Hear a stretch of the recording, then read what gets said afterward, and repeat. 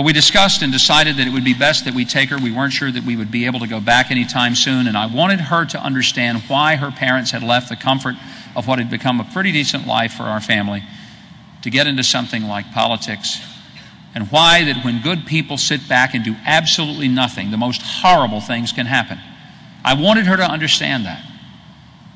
And so I took her by the hand and we started going through Yad Vashem. And it's arranged chronologically so that you see what happened when the Nazis came to power and they first started going through the process of isolating and then humiliating the young Jewish children. And when she saw the stars of David that were sewn onto the clothes of the Jewish children so that they would be identified from the other children, and then they could be mocked and laughed at and humiliated and isolated from their classmates, I could see in her that sense of how wrong that was, and she couldn't believe that people would do that to a child.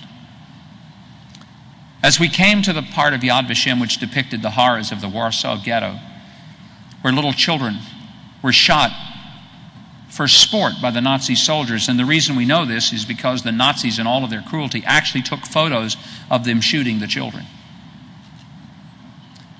And many of these children were left to roam the streets by themselves at night. Their parents had been hauled off to the death camp by the trains. The only warmth they had on the cold winter nights was sleeping across the grate of a sewer, and the food was what might be tossed from some sympathetic pole from upper story windows, knowing that if they got caught doing that, they would be on the next train to the death camps. And then we came to the part of the exhibit that depicted what happened at Auschwitz and Dachau. Thousands and thousands of human bodies, no longer capable of being taken care of in the crematoriums, buried in mass graves, stacked on trailers. There were so many bodies stacked on top of each other.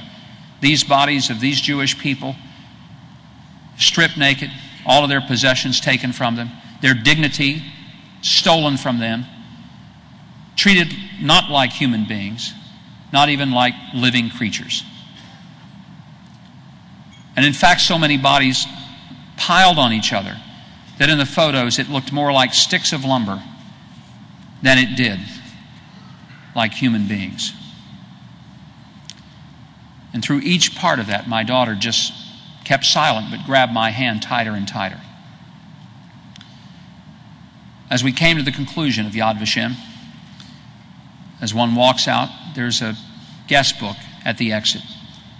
There, one can put name and address, and then comments of any reactions that you have from seeing.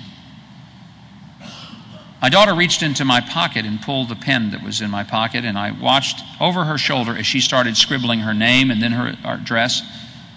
And she paused a moment, and then I watched as she started writing in the comments section, and I was most curious to see what would this 11-year-old girl, what would she say? And I was hoping that maybe I would have some indication that this experience had impacted her and that she got it, that she understood what happens when decent, good, and godly people stand back and allow the most horrific things to happen to others because they do not believe that it touches them or matters to them.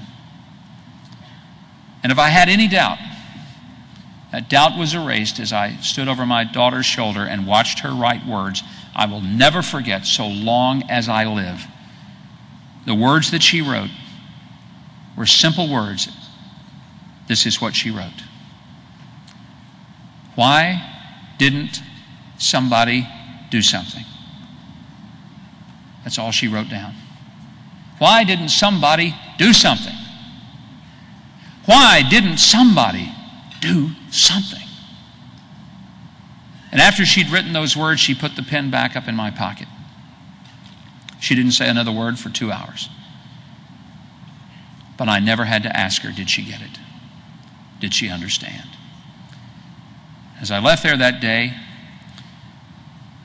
I prayed, dear God, please don't ever let there be a time in the future of this nation when some father takes his daughter and has to go through a memorial dedicated to what once was a great nation called the United States, where depictions of what happened when decadence took over and the salt wasn't the salt anymore and the light wasn't the light anymore, And I pray that no father ever stands over the shoulder of his own daughter and after her witnessing the decline and the fall of a great nation,